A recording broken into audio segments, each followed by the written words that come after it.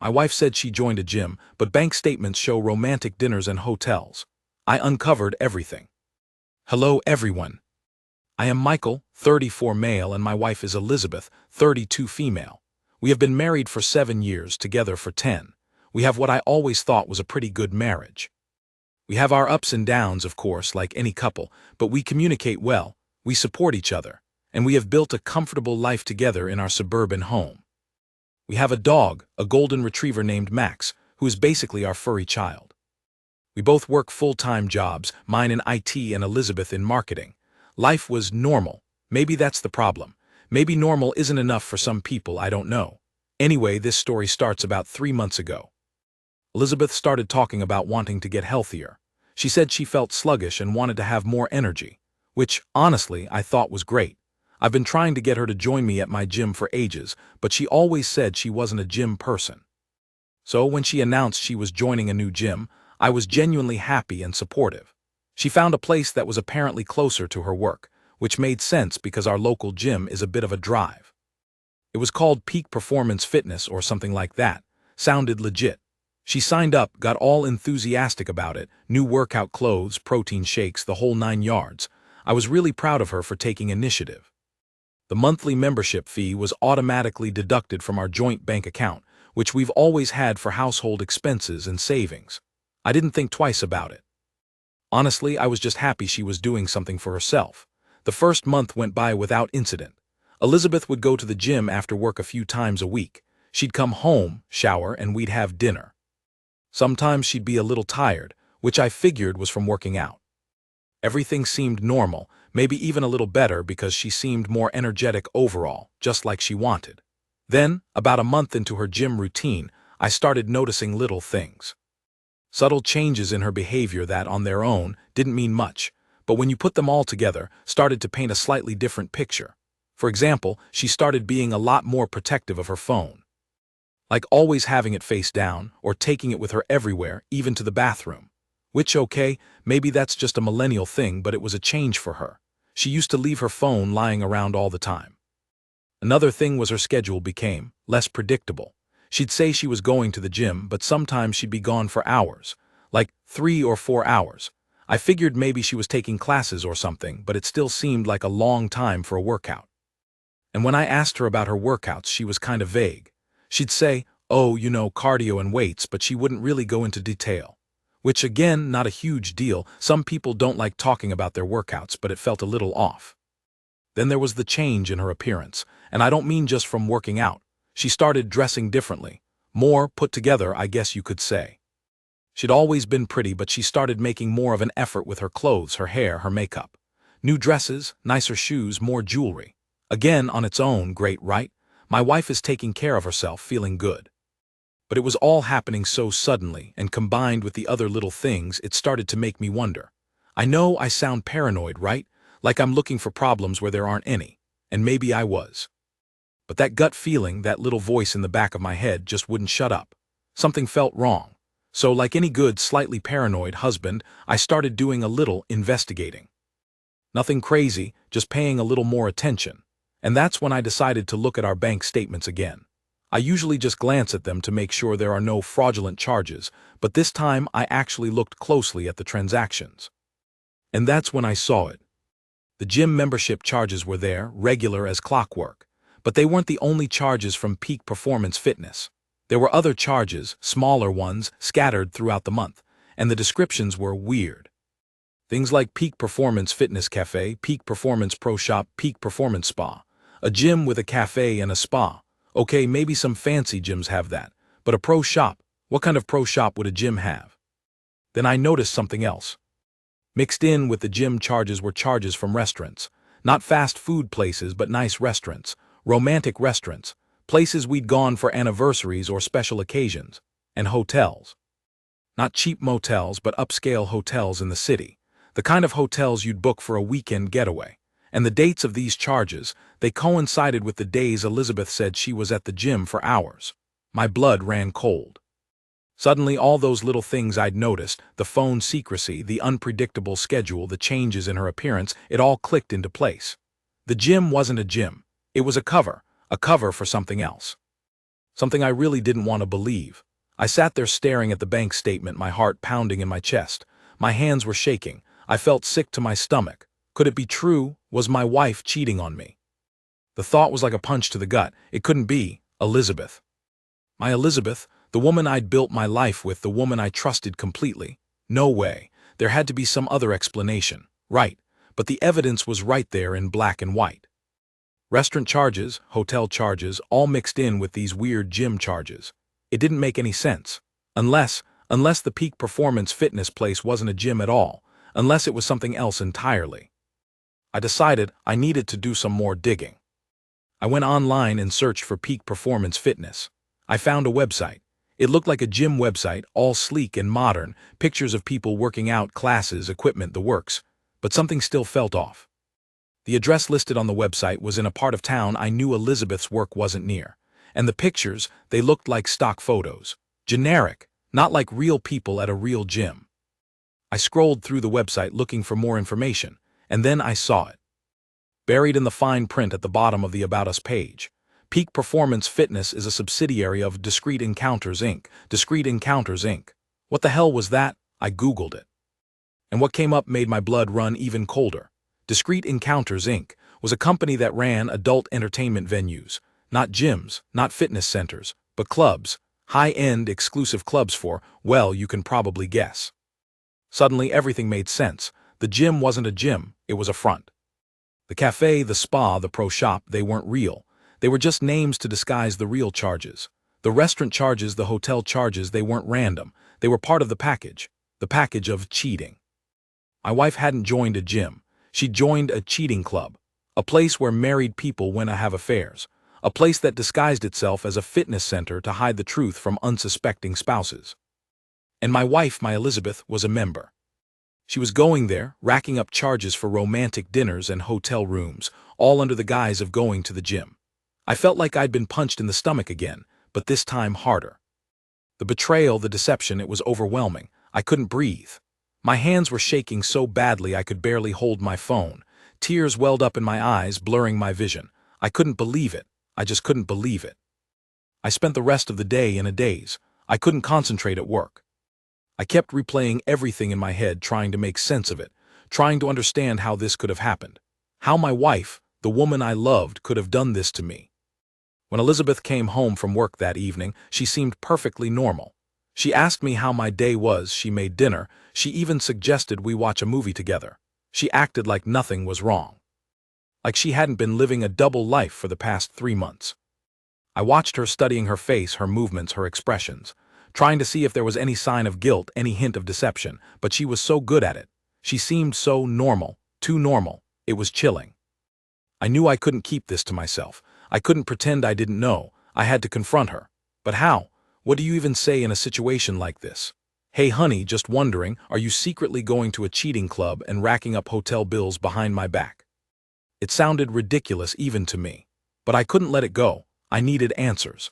I deserved answers. So after dinner, when we were sitting on the couch watching TV, I took a deep breath and said, Elizabeth, can we talk? She looked at me a little surprised. Sure, she said. What's up? I paused for a moment, gathering my courage. It's about your gym, I said. Her eyes flickered for just a second, but I saw it. A flicker of something. Guilt, fear, I couldn't tell. But it was there, my gym. She said, trying to sound casual. What about it? I was looking at the bank statements, I said, my voice trembling slightly, and I noticed some interesting charges from Peak Performance Fitness. She stiffened. I could feel the tension in the air. Oh, she said, her voice tight. Like what? I took out my phone and pulled up the bank statement. I showed her the charges. The gym membership, the cafe, the spa, the pro shop, the restaurants, the hotels. I pointed to each one as I spoke.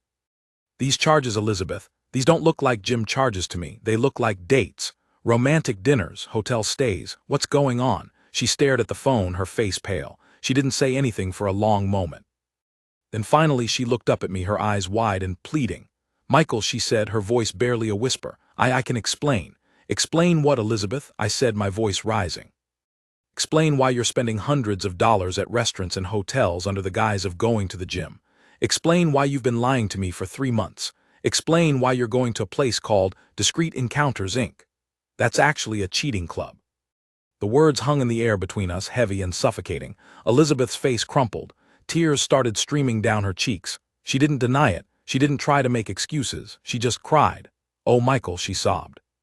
"I'm so sorry. I'm so sorry." And that was it. The confession, the confirmation of my worst fears. My wife was cheating on me. She had been for months, and she had been lying to my face the entire time. I felt a wave of anger wash over me, so intense it felt like it was going to consume me. I wanted to scream, to yell, to break things, but I just sat there staring at her, numb. "Who is he, Elizabeth?" I asked, my voice low and dangerous. "Who are you cheating with?" She hesitated for a moment, then whispered, It's someone from work." "Someone from work," I repeated, incredulous. "Seriously, you're cheating on me with someone from work? How cliché can you get?" She just kept crying, shaking her head. "It just happened," she said. "I didn't mean for it to happen. We connected. And then it just spiraled out of control." "Spiraled out of control?" I scoffed. "Elizabeth, you joined a cheating club. You booked hotel rooms. You went out for romantic dinners. That's not spiraling out of control. That's deliberate. That's planned. That's a conscious choice to betray me, to lie to me, to destroy our marriage." She flinched at my words, but she didn't argue. She knew I was right. She had made a choice. A terrible choice. A choice that had shattered everything I thought we had. We talked for hours that night. Or rather, I talked and she cried and apologized. She told me about the guy from work, let's call him David. Apparently, he was a new hire, someone she'd been assigned to mentor. They'd started spending a lot of time together, working late, grabbing lunch, and, as she put it, connecting. Whatever that means. She said it started as just friendship, but then feelings developed. And then, the affair. She said she felt guilty, but she couldn't stop. She said she loved me, but she was also attracted to David. She said she joined the gym because she wanted to have a place to see him without raising suspicion, a place where they could be discreet. Discreet. That was the word of the day, wasn't it? Discreet encounters, discreet cheating. Discreet betrayal. She swore it was just emotional at first, but then it became physical. Of course it did. And she admitted to meeting David at the gym several times a week, going to restaurants, booking hotel rooms, all while telling me she was working out. I listened to her story, my heart aching with each word. I wanted to believe her remorse was genuine, but it was hard. So hard.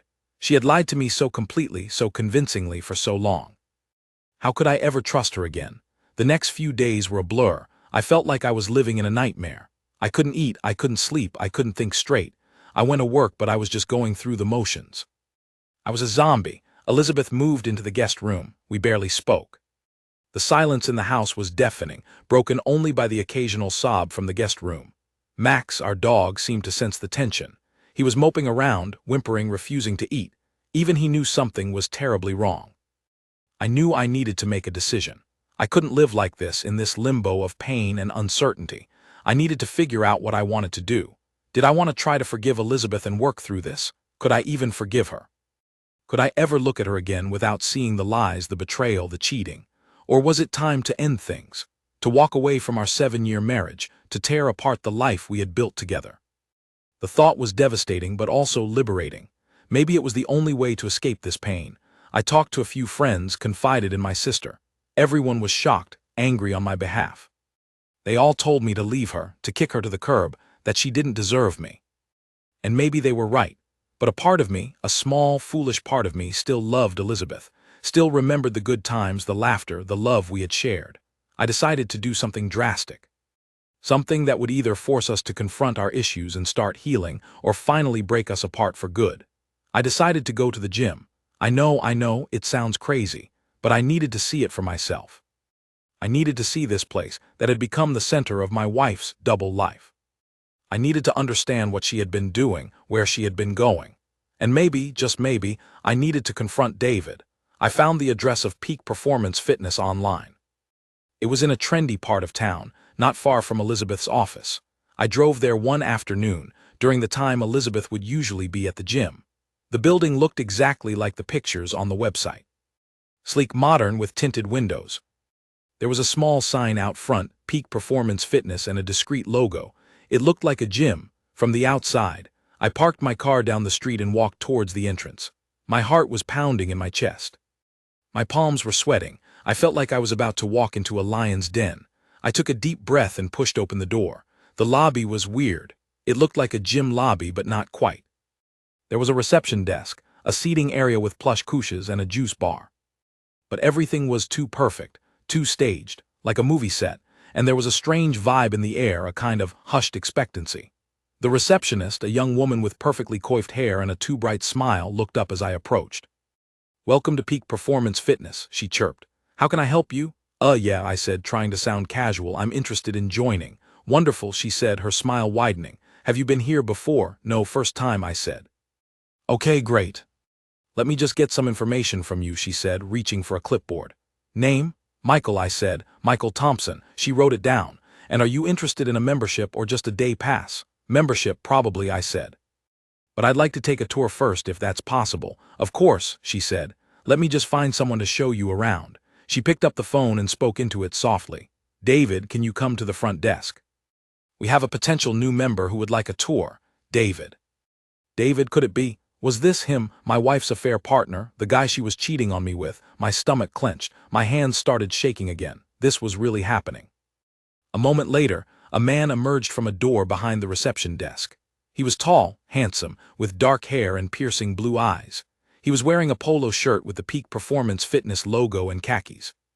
He looked like he'd stepped out of a magazine ad. This was David. He walked towards me, extending his hand. "Hello, Michael," he said, his voice smooth and confident. "I'm David. Welcome to Peak Performance Fitness. It's a pleasure to meet you." I shook his hand, my grip tight. "Pleasure," I managed to say, my voice strained. He smiled, a charming, disarming smile. "So, Michael, tell me a little bit about yourself. What are you looking for in a fitness center?" I stared at him, my mind racing. I wanted to punch him. I wanted to scream at him. I wanted to expose him for what he was, a home wrecker, a cheater, a liar. But I also wanted to play it cool, to gather information, to see what this place was really like. "Well," I said, trying to keep my voice steady, "I'm just looking for a good gym. Good equipment, good classes, maybe a spa. You know, the usual." "You've come to the right place," David said, his smile widening. "Peak Performance Fitness is more than just a gym. It's a lifestyle. It's an experience. Let me show you around." He gestured for me to follow him, and I did, my heart pounding with each step. He led me through the gym, showing me the workout areas, the spa, the cafe, the pro shop. It was all fake. The workout equipment was brand new, but nobody was using it. The spa was just a few empty rooms with massage tables. The cafe was a counter with some protein bars and bottled water. The pro shop was a few shelves of overpriced workout gear. It was all for show. But then he led me to another area, down a hallway I hadn't noticed before. He swiped a keycard to open a door, and we stepped into a different world. This area was luxurious. Plush carpets, soft lighting, expensive artwork on the walls. There were lounges with comfortable seating, private dining rooms, and hotel rooms. Yes, hotel rooms, right there inside the gym. "This is our VIP section," David said, his voice dropping to a conspiratorial whisper. "For our more discerning members. Here we offer a more personalized experience." Personalized experience? I knew what that meant. This was where the real action happened. This was where the cheating took place. The gym was just a front for this. This was the discreet encounters part of Peak Performance Fitness. He showed me a sample hotel room. It was opulent, with a king-sized bed, a jacuzzi tub, and a fully stocked bar. It looked like something out of a five-star resort. "Our VIP members can book these rooms for private sessions," David said, winking, "or for overnight stays, whatever they desire." I felt a surge of rage. This was it. This was where my wife had been coming. This was where she had been with David, in these luxurious hotel rooms under the guise of going to the gym. The betrayal was so blatant, so calculated, it was sickening. I turned to David, my eyes narrowed. "So David," I said, my voice dangerously low, "let me get this straight. This isn't really a gym, is it? It's a cheating club." He froze, his smile fading. He looked at me, his eyes widening slightly. "What are you talking about?" he said, trying to sound innocent. "Don't play dumb with me, David," I said, taking a step closer to him. "I know what this place is. I know what you do here. And I know about you and my wife, Elizabeth." His face went white. He stammered, I don't know what you're talking about." "Yes, you do, David," I said, my voice rising. "You're sleeping with my wife. You're meeting her here at this fake gym in these hotel rooms. You're destroying my marriage, and I'm going to stop you." He backed away from me, his eyes darting around nervously. "Look, mister, I think you have the wrong idea," he said. "I don't know any Elizabeth, and this is a legitimate fitness center." "Liar," I spat. "You're a liar and a home wrecker. You're disgusting." I lunged at him, anger finally taking over. I grabbed him by the collar and shoved him against the wall. "You stay away from my wife, David," I growled in his face. "You stay away from her or you'll regret it. Do you understand me?" He nodded, his eyes wide with fear. "Yes," he squeaked. "Yes, I understand." I let him go, pushing him away. I turned and stormed out of the gym, leaving him standing there, stunned and shaken. I drove home, my mind still racing, my body still trembling with anger, but also with a sense of satisfaction. I had confronted David, I had seen the gym for myself, I had exposed the truth, and now it was time to deal with Elizabeth. When I got home, Elizabeth was waiting for me. She was sitting on the couch, looking pale and anxious. She looked up as I walked in, her eyes filled with tears. "Michael," she said, her voice trembling, "where have you been?" I didn't answer her. I just walked over to her and handed her my phone. I had recorded a video of my confrontation with David, secretly, with my phone in my pocket. I pressed play and watched as she watched it, her face draining of color with each word. When the video ended, she was silent for a long time.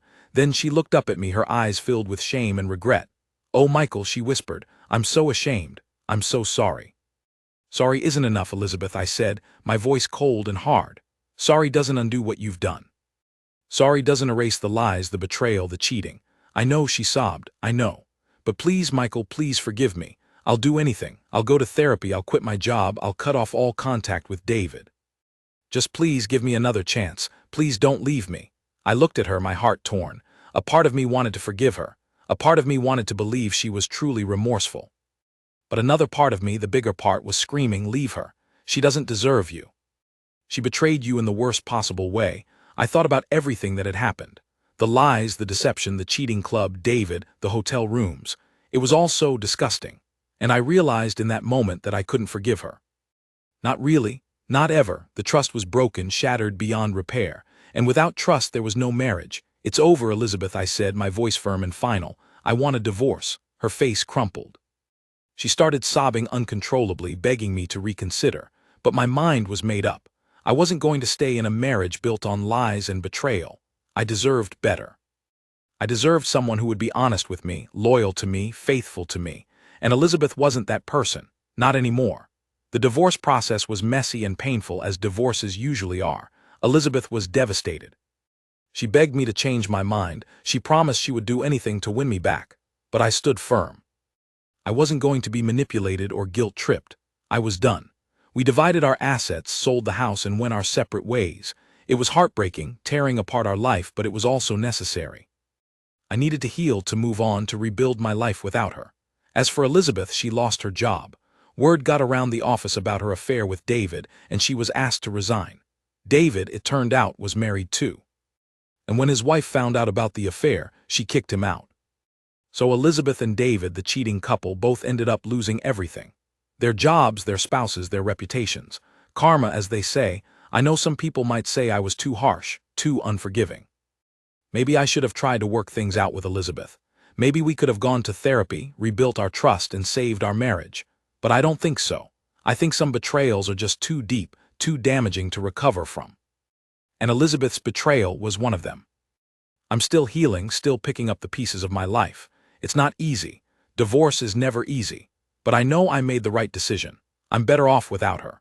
I deserve to be with someone who values honesty and loyalty, someone who wouldn't betray me in such a cruel and calculated way.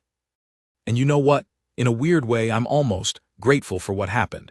Grateful that I found out the truth. Grateful that I escaped a toxic and dishonest marriage. Grateful that I'm now free to find someone who truly deserves my love and trust. So, Reddit, AITAH for divorcing my wife after discovering her secret cheating club membership. What would you have done in my situation? Thank you for watching. If you haven't subscribed yet, please do so and hit the notification bell to stay updated with more shocking real-life stories happening around you.